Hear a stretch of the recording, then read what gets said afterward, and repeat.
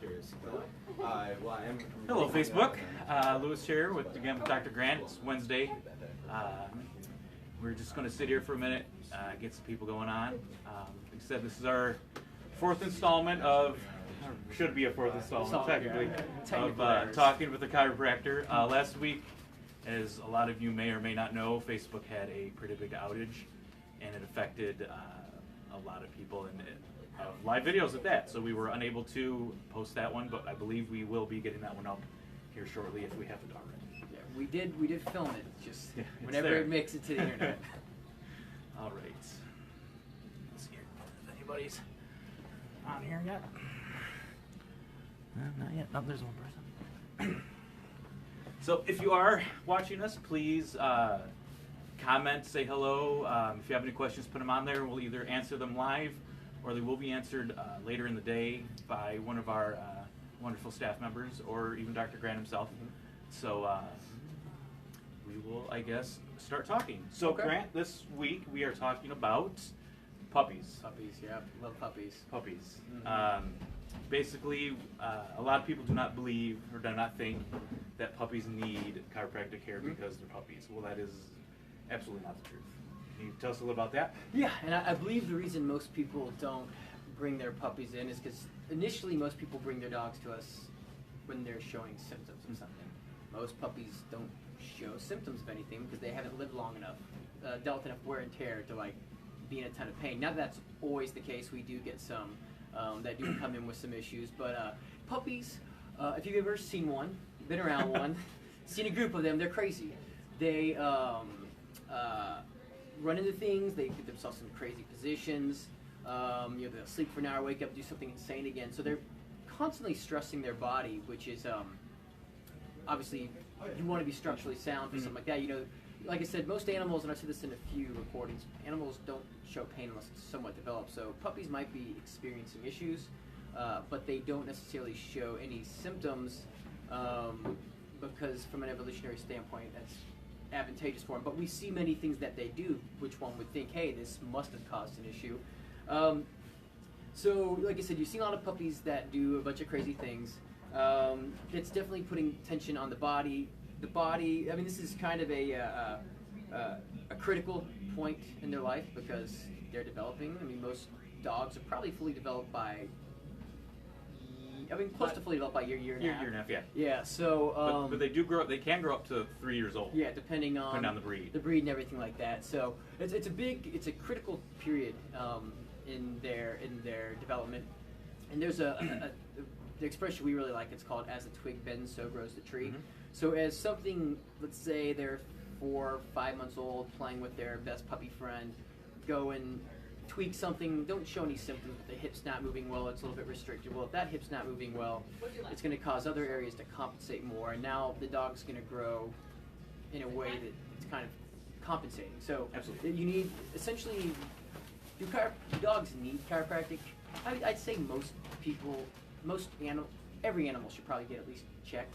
And I think the critical part for puppies is not as much symptom management, although we do have some puppies that come in with a lot of issues, but it's more about helping them develop appropriately. Sure.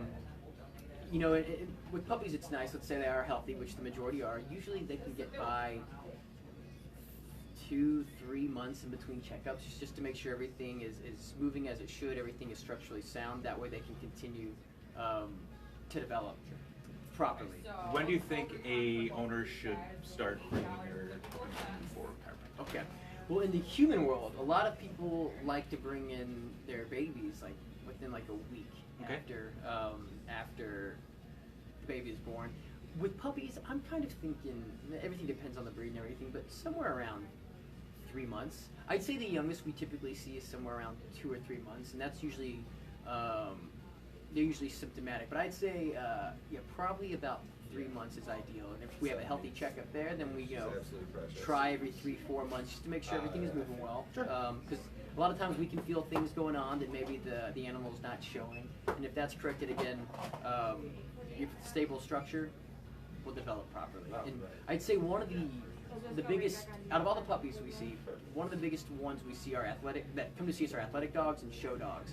And the reason being, if the owners are so in tune with the animal that they can tell when something's a little bit off. So even as a puppy, performance can be affected by like not being structurally stable. So I think it's a long-winded answer for do puppies need chiropractic care? My opinion, yes. Even if they're asymptomatic, you know, if we check them every 3-4 months, make sure everything is moving well, they'll develop properly and hopefully lead to less issues down the road.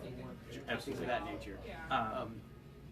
I was going to say another thing, and it just occurred to me. We see puppies for growing pains too. Yes, I was going to mention that. Yeah. So you know, you'll see maybe a slight limp or you know certain things you'll bring to the vet. The vet will be like, oh, you know, it's growing pains. I think the dog's working with, and again, growing pains is something human chiropractic sees as well. Yes. The problem is our puppy can't say, hey, mom, dad, you know, I'm a little bit sore, something feels off. So growing pains is also something that benefit from chiropractic care. Is there anything you've seen or dealt with that you can point towards growing pains, or is it just kind of a maintenance thing like we were talking about? So again, it's really hard to pick up on pain puppies just because they just don't show signs. Some of the things. So when I'm doing the exam, like if I'm motioning the spine, something's not moving well, and we see some muscle spasm, that is an indicator to me that there might be some growing pains going on. But some of the owners that we work with dogs with growing pains, there's usually some signs, but subtle. Maybe they're not as active as they are. Maybe a little bit of whining here and there. But it's usually a lot harder to pick up in a puppy than, let's say, a senior dog, where symptoms become much more obvious. Yeah, absolutely. Mm-hmm. Excuse me.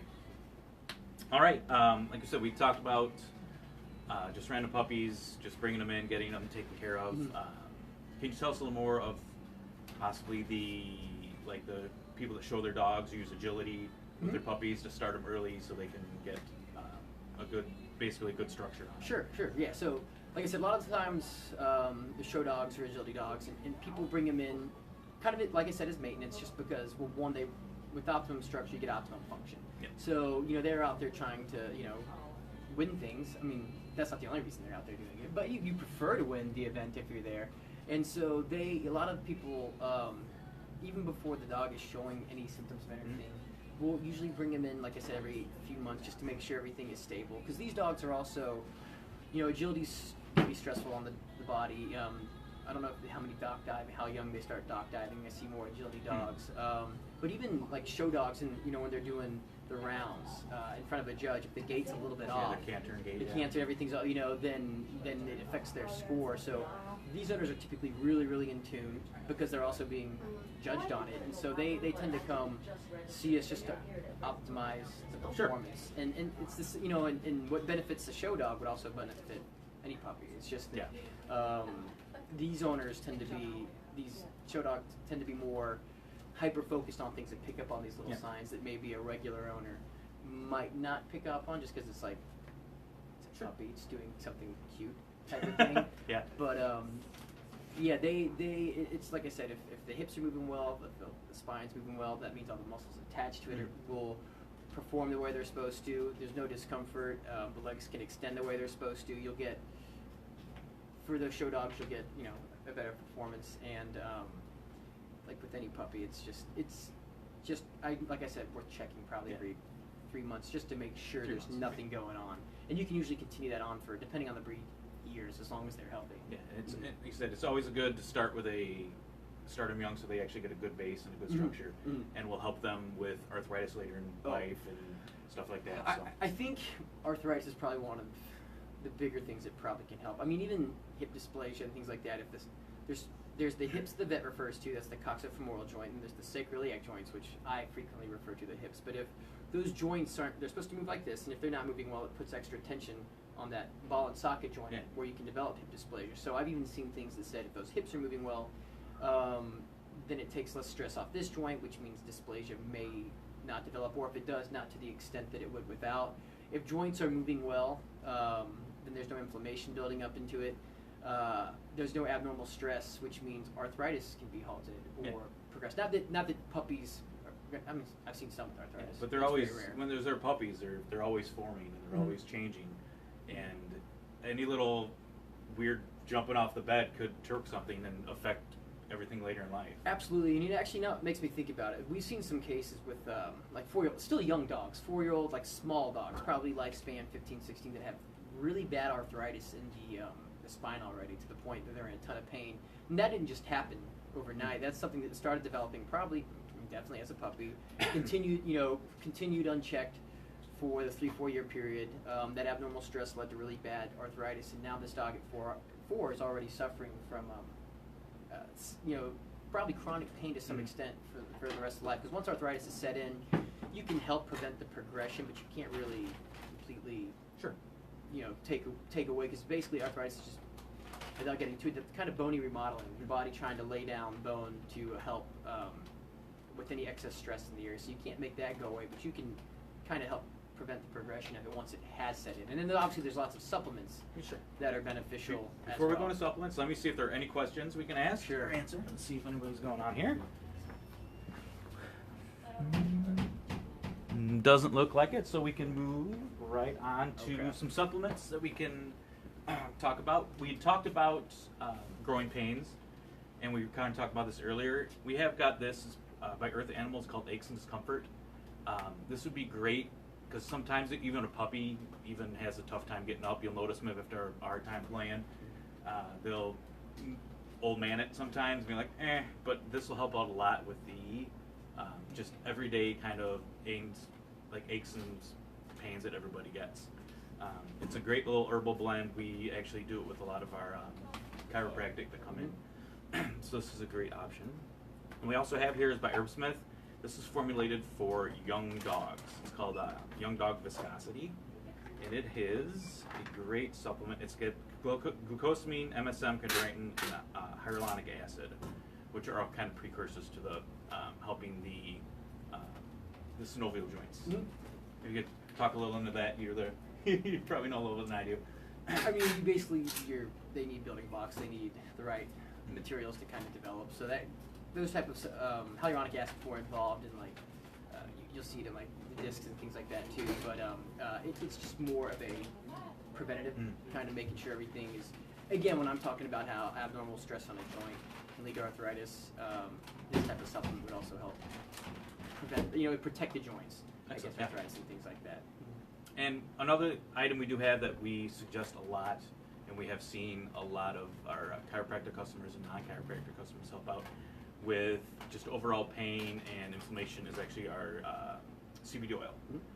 We carry a couple different brands, but this has worked wonders for a lot of our customers we have seen. So a lot of them come back and say they've noticed within a couple of weeks or even a couple of days of doing it that their dog, it just kind of it helps them just get past whatever they got going on.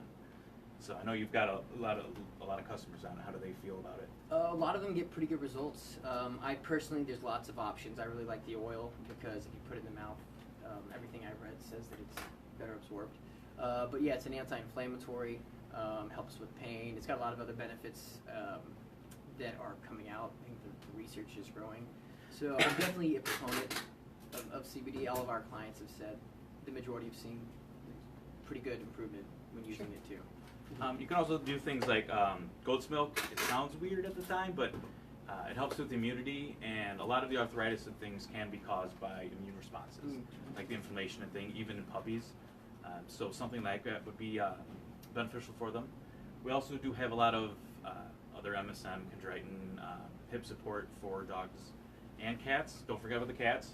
They also, even kittens, they do have issues with chiropractic even as a young age, because they're even worse than puppies because they are jumping up and down and everything. And also, what's coming up, the reason why I talk about this, is National Puppy Day, which is coming this Saturday. And we decided, and we're going to have some people in, and Dr. Grant will actually be in at, was it 1 o'clock? I believe it's one. It's either 12 or 1. I'll have to. Yeah, I believe it is 1. I will double check that, but. Dr. Grant will be here. He will be doing a little seminar for us, so you can actually come in, talk to Dr. Grant, and meet him and ask any questions you may have. It's going to be a great resource for anybody that comes in. Bring your puppy in. Maybe we can suggest some stuff for you. Get a consult or an appointment set up for your puppy possibly even that day. Maybe not for that day, but in the future. You can ask some specific questions about your puppy and how chiropractic will a little more in depth than we are right now.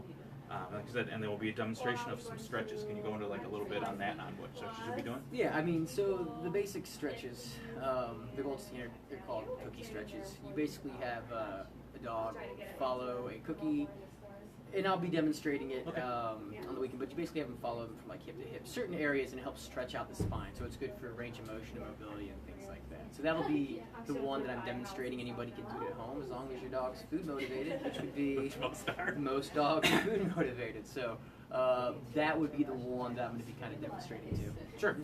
We will also be having a trainer in for puppy trainer. And Jenny, Yes. what is the third thing we're having? Sorry, we're having Dr. Grant, puppy trainer, and... Then we were going to have staff kind of do a discussion about nutrition. Okay, yes, and nutrition. That was the third one.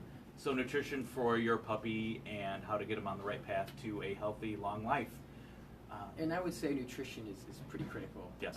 Depending on, obviously the quality of food is important, because your dog's growing. Your dog needs a lot of different nutrients to grow appropriately. So if you're not getting, even if it's just one of the smaller building blocks, because the food you have is not up to stuff with maybe some of the other ones, it can definitely affect. I mean, the development now obviously affects the rest of the lifetime. You know, the little joke I was making before we started filming this was me growing up. I made different decisions than my youngest brother with the way we ate and what we drank and things like that. And he's 6'1", and I'm like 5'9.5" on a good day. So it just goes to show that kind of what you do during those developmental periods can potentially have lifelong ramifications. Because I'd love to be 6'1". Wouldn't we all? Wouldn't we all? Wouldn't we all? So, like I said, this Saturday, starting at, I believe, 1 o'clock, we will have Dr. Grant here. We will also be doing something 2 o'clock and 3 o'clock. So come up this Saturday for National Puppy Day, and we will see you guys later in the week. Thank you.